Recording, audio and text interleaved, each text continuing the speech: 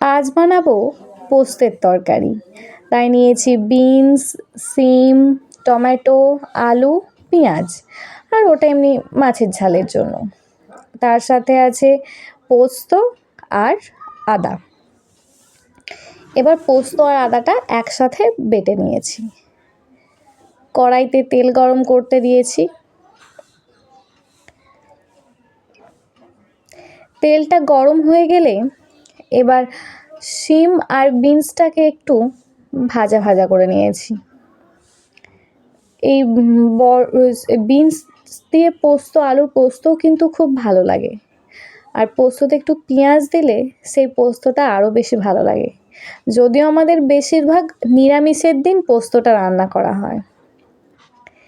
এবার সবজিগুলো ভাজা ভাজা হয়ে গেছে, এবার তুলে নেব। তুলে রেখে দিয়েছি।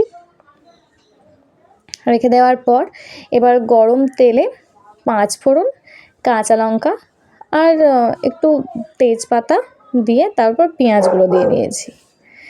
পেঁয়াজটা ভালো করে একটু ভেজে নেওয়ার পর তাতে একবারে সবজিগুলো দিয়েছি। আমি পেঁয়াজটা কম ভেজেছি যেহেতু আলুটা আর আলাদা করে ভাজিনি তাই। এবার এর সাথে আলুটা দিয়ে দিয়েছি। এবার সব একসাথে ভালো করে ভাজবো। অল্প পেঁয়াজটা ভেজেছিলাম এর আগে।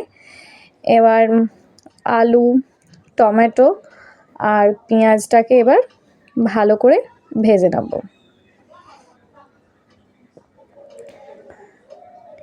এবার একটু হলুদও দিয়ে দিলাম।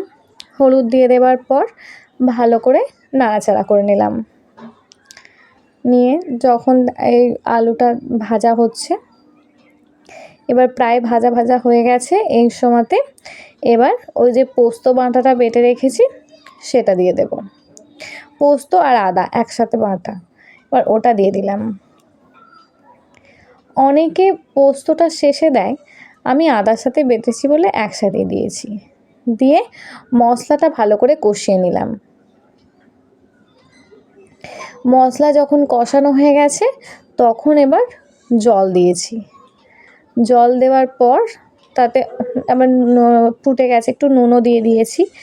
দেওয়ার পর প্রায় যখন ভালোভাবে একটু ফুটে গেছে তখন এবার ভেজে রাখা সবজিগুলো ওতে দিয়ে দিয়েছি। সবজিগুলো দিয়ে এবার যখন প্রায় হয়ে এসেছে, জলটা পোস্ততে তো জলটা পুরো মেরে নিতে হয়, যখন হয়ে এসেছে দেখুন এরকম হয়েছিল শেষে, খুব